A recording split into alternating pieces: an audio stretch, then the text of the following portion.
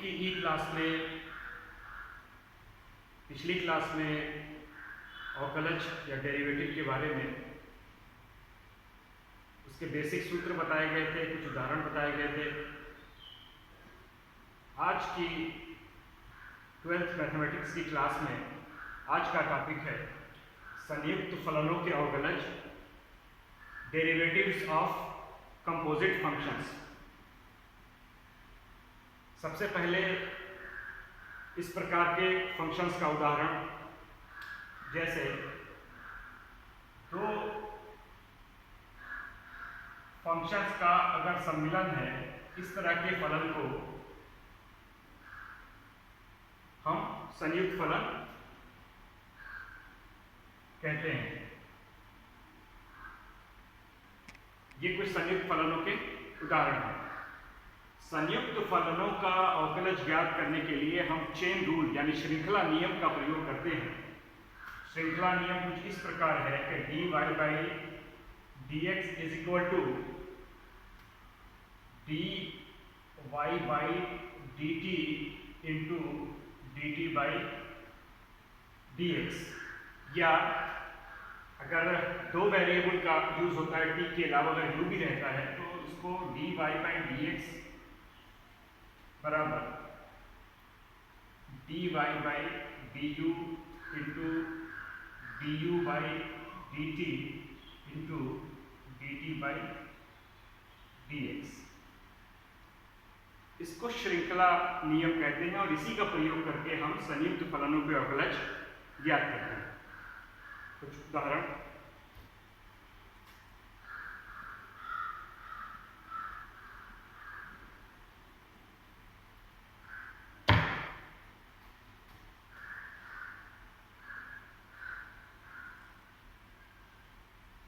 Example, अगर function दिया हुआ है y is equal to log tan x to the base e, तो सबसे पहला काम हमको करना है कि हम tan x को t के बराबर मान लेंगे। माना t is equal to tan x। अब इस t का अवकलन करेंगे x के सापेक्ष, यानी यहां से dt बाई dx हम ज्ञात करेंगे। tan x का अवकलज हम जानते हैं कि sec स्क्वायर x होता है। अब ये tan x का मान t यहाँ पे किस फलन में रखेंगे तो y इज इक्वल टू हमको प्राप्त हो जाएगा log t to the base e।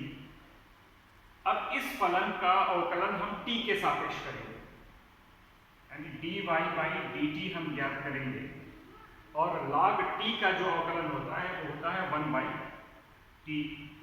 अब यहाँ पे t का मान रख दिया जाएगा, t बराबर tan x हमने यहाँ लिया है तो 1 अपान tan x हो जाएगा। अब चेन रूल के अनुसार dy by dx is equal to dy by dt into dt by dx। dy by dt का मान यहाँ पे आया हुआ है 1 अपान tan x, और dt बाई dx का मान यहाँ है sec square x। 1 upon tan x को हम cos x अपान sin x भी लिख सकते हैं, और sec स्क्वायर x को हम 1 अपान cos स्क्वायर x भी लिख सकते हैं। अब cos की एक घात यहाँ पे कट जाएगी तो ये हो जाएगा 1 अपान sin x cos x। अगर अंश और हर में 2 का गुणा कर दिया जाए तो ये 2 sin x cos x हो जाएगा, जो sin 2x के बराबर होगा। इसलिए हम इसको 2 अपान 2 sin x cos x भी लिख सकते हैं,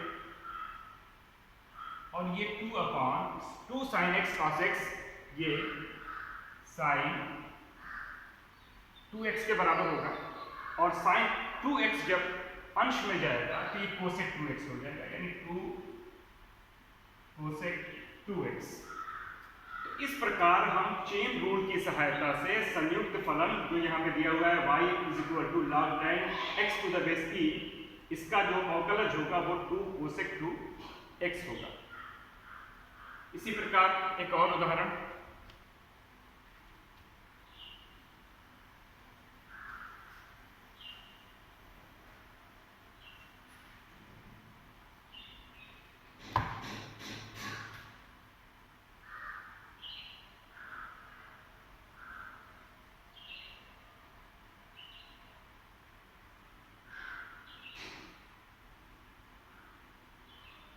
y is equal to e to the power x square.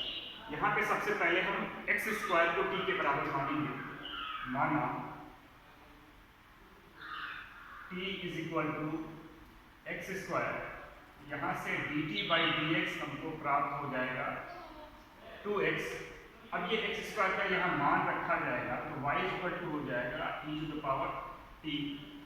यहाँ से dy बाई dt हम प्राप्त करेंगे, e to the power t का अवकलन e to the power t ही होगा और t का मान यहाँ पर रख दिया जाएगा, t बराबर x स्क्वायर है तो e to the power x square हमको प्राप्त हो जाएगा।